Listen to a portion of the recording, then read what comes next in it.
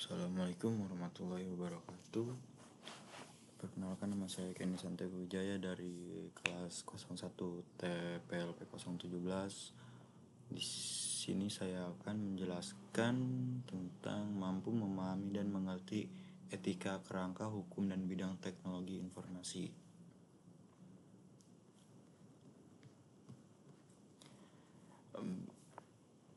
Berikut adalah penjelasan mengenai etika pemanfaatan teknologi kriminalitas di internet, kerangka hukum bidang TI, dan perspektif cyber law dalam hukum di Indonesia. 1. Mengetahui etika pemanfaatan teknologi. Etika pemanfaatan teknologi merujuk pada aturan, norma, dan prinsip moral yang harus diikuti dalam penggunaan teknologi. Seiring berkembangnya teknologi seperti internet, media sosial, dan kecerdasan buatan, muncul kebutuhan untuk mengatur bagaimana teknologi digunakan dengan cara yang bertanggung jawab dan aman.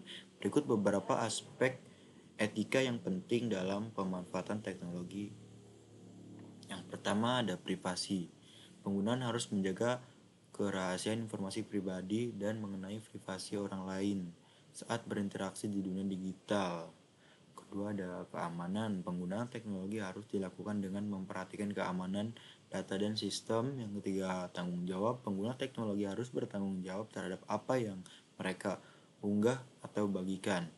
Yang keempat transparansi dan kejujuran dalam penggunaan teknologi, terutama dalam hal komunikasi dan transaksi digital, sangat penting untuk bersikap transparan dan jujur serta tidak melakukan penipuan atau manipulasi data. Yang terakhir itu pencegahan penyalahgunaan. Pemanfaatan teknologi harus dilakukan untuk tujuan yang baik dan tidak disalahgunakan untuk tindakan yang dapat merugikan orang lain, seperti dalam kasus cyberbullying, penyebaran konten negatif, atau eksplorasi anak. Kedua itu ada mengetahui dan mengerti kriminalitas di internet.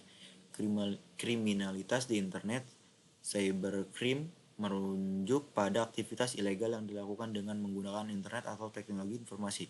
Berikut adalah beberapa jenis kriminalitas di internet yang umum.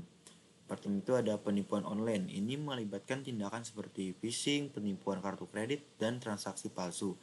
Yang kedua itu ada peretasan atau hacking. Aksi ini dilakukan dengan cara mengakses sistem atau secara ilegal. Yang ketiga itu ada distribusi malware. Malware adalah perangkat lunak berbahaya yang dirancang untuk merusak sistem komputer, mencuri data, atau mengakses informasi tanpa izin. Selanjutnya itu ada cyberbullying, penggunaan internet dan media sosial untuk mengintimidasi atau menyakiti orang lain. Pencurian identitas, pelaku kejahatan mengakses informasi pribadi korban untuk melakukan penipuan, membuka kartu bank palsu atau transaksi ilegal atas nama korban. Pornografi anak dan eksploitasi seksual, ini adalah kejahatan serius yang melibatkan penyebaran atau konsumsi materi pornografi anak secara online. Terakhir itu ada pelanggaran hak cipta, pengunduhan atau distribusi legal perangkat lunak, musik, film, dan karya kreatif lainnya yang dilindungi hak cipta. Yang ketiga itu ada memahami dan mengerti kerangka hukum bidang TI. Kerangka hukum bidang teknologi informasi atau TI mencakup aturan dan regulasi yang mengatur penggunaan teknologi informasi dan komunikasi atau TIK. Tujuan utamanya adalah untuk melindungi hak-hak individu, organisasi, dan masyarakat, serta memastikan bahwa teknologi digunakan secara sah dan bertanggung jawab. Beberapa aspek dalam kerangka hukum TI antara lain perlindungan data pribadi, keamanan informasi, hak cipta dan kekayaan intelektual, transaksi elektronik, penyalahgunaan teknologi, tanggung jawab penyediaan layanan. Yang keempat itu ada memahami perspektif cyber law dalam hukum di Indonesia.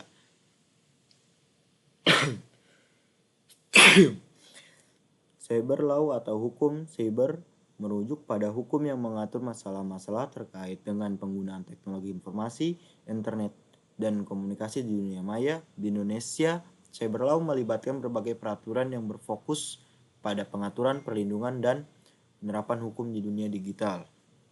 Beberapa aspek penting dalam cyber law di Indonesia adalah tentu Undang-Undang Informasi dalam Transaksi Elektronik atau UU ITE. Salah satu dasar hukum yang mengatur transaksi elektronik, penggunaan internet, serta perlindungan data dan informasi di Indonesia. UU ITE juga mengatur tindakan pidana seperti pencemaran nama baik, penyebaran konten pornografi, dan penipuan online. Contoh pasal 27 hingga pasal 37 dalam UU ITE mengatur tentang penyebaran informasi yang melanggar hukum seperti fitnah, pencemaran nama baik, dan pelanggaran terhadap privasi seseorang.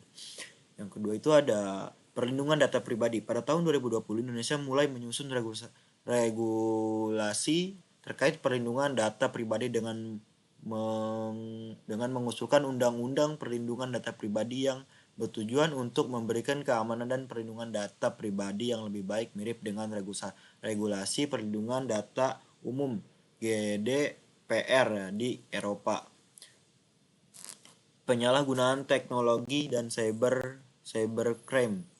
Di Indonesia juga memiliki undang-undang terkait dengan kejahatan cyber yang mencakup peresetan, penipuan online, serta distribusi konten ilegal di dunia maya.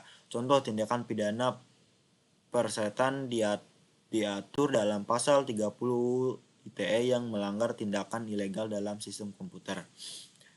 Selanjutnya ada tanggung jawab platform digital. Undang-undang di Indonesia juga memberikan tanggung jawab kepada penyediaan platform digital seperti media sosial dan aplikasi untuk bertanggung jawab terhadap konten yang dipublikasikan oleh penggunanya.